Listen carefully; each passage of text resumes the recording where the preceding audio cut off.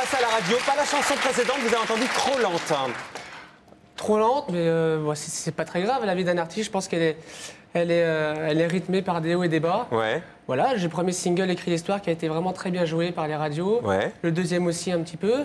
Et malheureusement, le troisième, ça n'a pas marché. Alors espérons que le quatrième, ça va aller. On va l'écouter, le quatrième. C'est un duo, le quatrième? C'est un duo avec une jeune artiste néo-zélandaise, Lucy Silvas. Ouais. C'est vraiment un coup de cœur artistique et je suis vraiment très heureux de pouvoir chanter. On commence par ça, on écoute, après vous nous racontez votre parcours, évidemment la Starac, okay. Évidemment aussi votre force qui vient peut-être de vos difficultés du début. On écoute d'abord le duo qui passe en radio à partir de demain. J'aurais voulu t'offrir le meilleur de tout mon être.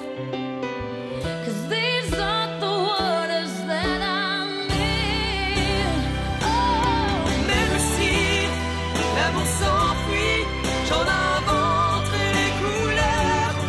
S'il est trop tard pour revenir, je remonterai les heures et ce dont je suis fait tout entier, je saurais te le rendre, même s'il faut tout apprendre.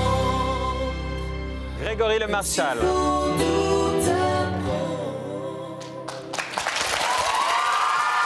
Alors, Grégory, avant l'inscription à la Starac, les fans sont là ce soir. Waouh!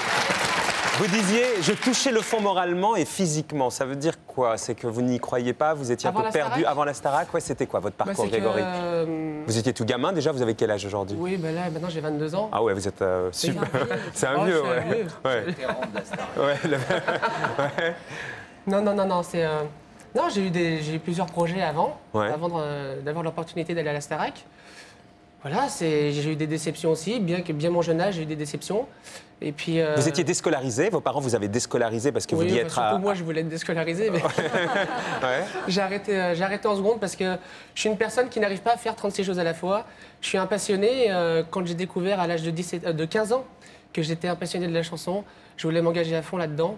Et j'avais la tête dans les nuages quand j'étais en cours, donc je me suis dit à quoi ça sert de continuer et j'ai décidé de tenter ma chance à fond dedans. Est-ce que la maladie, ça a été aussi une des raisons pour lesquelles vos parents vous ont déscolarisé en se disant il n'aura pas toute sa vie devant lui, autant lui donner sa chance maintenant, non, pas du tout, au contraire, autant lui donner la possibilité maintenant de prendre le plaisir qu'il veut aller trouver dans la chanson? Non, ils n'ont pas réagi comme ça, je pense qu'ils me connaissent, j'ai le sang chaud. Ouais. Et voilà, j'ai un caractère... Le dessin, c'est quoi? Tu t'es déscolarisé et tu fais pas du rap. Non, il fait pas du rap, il fait de la bonne variété. Je fais pas du rap. Ouais. Mais non, mais je me suis déscolarisé, voilà, non pas parce que j'ai des problèmes de santé, mais parce que c'est ma personnalité, j'ai un caractère très fort. Et voilà, le jour où je suis arrivé, où j'ai dit à mes parents, là, je peux plus continuer, c'est pas possible, ça ne sert à strictement à rien. Je voulais me lancer, puis au fond de moi, je savais que j'avais des choses à faire passer, des messages à pouvoir véhiculer. Des messages, c'est lesquels? Quand vous dites des messages, Grégory J'aime Le bien Marchal. parce que... Le côté, on peut toujours dépasser son handicap, c'est ça? Voilà, on a parlé tout à l'heure de mon jeune âge, mais quand on se retrouve dos au mur très tôt dans sa vie, on apprend beaucoup plus vite. C'est vrai que j'ai toujours un peu été en décalage avec les jeunes de mon âge, Ouais. mais je pense, malgré mes 22 ans, pouvoir faire passer beaucoup de choses. Mais racontez-moi concrètement ce que vous voulez faire passer. Vous voulez faire passer l'idée que même si la vie n'est pas forcément facile, voilà, même si on est atteint d'une grave maladie, exact. même on peut. Mais maladie ou autre, on a tous des problèmes dans nos vies à plus ou moins de grande échelle. Et je pense que les messages de mes chansons, comme Accord perdu, voilà, qu'on a écouté tout à l'heure, c'est des messages universels tout le monde peut se reconnaître dedans. On a tous des moments durs dans notre vie. Mais toi, en plus, tu as eu des moments durs et tu as rencontré Raphaël Ricci. Donc ça fait... ça fait beaucoup. Raphaël Ricci n'était pas dans la promotion de la Starac 4, mais... Ah, bah alors il n'a pas rencontré. Non, il a rencontré la Canadienne, Madame Georges, là, comment elle s'appelait? La Canadienne la Castafiore, là, non? Non, elle s'appelait Isabelle Charles. Isabelle Charles, je dis Voilà. Madame Georges. Rien à voir. Sa voix résonne encore dans ma tête. Grégory, au moment du début de la Starac, évidemment, votre maladie, elle a pour le coup été extrêmement médiatisée. Oui, et ça venait beaucoup trop. Oui, beaucoup trop. Beaucoup trop parce que... En même temps, vous l'avez raconté. Non, mais en même temps, c'est dur parce que quand 2 semaines avant de rentrer à la Starac, vous lisez déjà dans les journaux qu'il y a un jeune homme qui a une belle voix mais qui rentre et qui a la mucoviscidose, bah là, qu'est-ce qu'il reste à faire? De toute façon, il faut être honnête. Et c'était à moi, je me suis fixé un double objectif, c'est-à-dire d'aller au bout de la Starac. Ouais. Mais il fallait absolument que j'enlève cette étiquette que les gens allaient me mettre le 3 septembre 2004. Ouais. Et je me suis battu pour ça. Et c'est vrai que c'est très frustrant quand on sort de la Starac, quand on est enfermé 3 mois et demi, on découvre tous les titres des journaux qui ont plus consacré leur titre sur Grégory, sa revanche sur la maladie, Grégory ici, Grégory ça. Mais est-ce que vous comprenez que c'était quand même aussi un des ingrédients du programme, peut-être d'ailleurs ou non orchestré Voilà, ou non c'est par ça. la Je production, sais bien. mais en même temps, il a été c'était extrêmement mis en avant. J'ai beaucoup tenté Il y a- avant, j'ai beaucoup tenté de passer en dehors de la télé-réalité. J'ai envoyé plein de maquettes. J'habite en Savoie, en province, donc c'est vrai qu'on ne connaît pas trop un peu la vie sur Paris. On est un peu perdu, donc comme je l'ai dit auparavant, il y a des projets qui se font, qui ne se concrétisent pas, il y a des grosses déceptions, on doute. Et un beau jour de juin 2004, on a un ami qu'on a rencontré qui est dans le milieu, qui m'appelle et qui me dit, écoute, il reste des places de disponibles pour pour le Starac. casting de la Starac 4. Est-ce que ça te dit de tenter ta chance? À ce moment-là, comme vous l'avez dit au début de l'émission, j'étais pas bien. Et je me suis dit, bah écoute, là, je vais tenter le tout pour le tout, ça passe ou ça casse. Je vais être franc, je vais rien cacher de ma vie. Et je vais leur prouver que je suis un passionné, qu'ils peuvent me faire confiance pour assurer. Ils vous ont fait confiance, vous avez assuré. Est-ce qu'à un Ouais. moment donné, vous vous êtes demandé si les gens votaient pas pour vous par, comment on va dire, par compassion? Bon, je l'espère pas. Non, mais est-ce que vous êtes posé cette question-là? Il y a toujours- Aujourd'hui, vous prouvez que non. La preuve, Il y a- aujourd'hui. Non, mais toujours dans notre tête, c'est vrai, on se dit, au début, ils vont me prendre en pitié, mais je pense que j'ai prouvé quand même au fur et à mesure que j'avais des capacités dans la chanson, que c'était vraiment ma réelle passion et c'était la seule cause qui faisait que j'étais à la Starac. Non pas pour faire coucou pendant 3 semaines, dire voilà, je suis malade et puis je m'en vais, histoire de faire un coup médiatique, je m'en foutais de ça. Et je pense que je l'ai prouvé en allant au bout de la Starac, Ouais. en ayant fait la tournée de la Starac, en ayant fait le meilleur album possible pour un premier album, Ouais. entouré de gens de grands talents. Et voilà, je pense que j'ai quand même bien réussi ce début de carrière. Quand vous voyez que l'Olympia, c'est pour bientôt, il y a 2 jours pleins, il y a un 3e jour ajouté.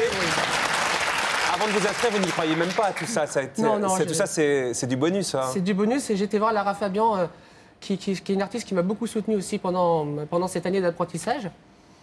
Et j'étais la voir à l'Olympia en octobre et j'avais du mal à m'imaginer que C'est bientôt pour vous, Que ça ça. sera bientôt C'est pour quand moi. les dates c'est le 29, 30 et 31 mai.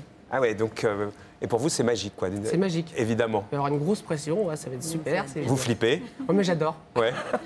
j'adore. Ouais. Le jour où je ressentirai plus de stress avant de monter sur scène ou sur un plateau télé, je me poserai des questions si j'aime encore vraiment ce métier. Évidemment, les questions qui se passent, là, les SMS qui passent, c'est tout le monde vous demande si est-ce que le rythme que vous avez, les concerts, ça vous fatigue pas trop. Non, je pense que si on a passé le rythme de la Star Academy, Ouais, on c'est- peut tout passer. Ouais, c'est vrai. Ah c'était oui, on peut tout le passer. pire Parce que est- c'est tellement démesuré la Starac, c'est tant au niveau médiatique que sur le rythme.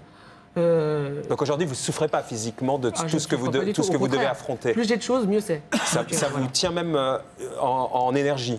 Ah bah oui, bien sûr. Ça c'est une énorme bulle d'oxygène pour moi la scène. C'est vital. J'ai lu que vous disiez j'espère ne jamais disparaître et retomber dans l'anonymat. Ça vous fait flipper. Vous dites que vous rêviez de tout ça et peut-être que. parce on n'est que- touché pas évidemment par ce genre de phrase, Je dirais- peut-être aussi parce bien que sûr. on Moi, sent je- bien que je- c'est ce qui vous tient, quoi. Je ne dis pas Mais ça, on est en touché fait. par ce genre de phrase. Oui.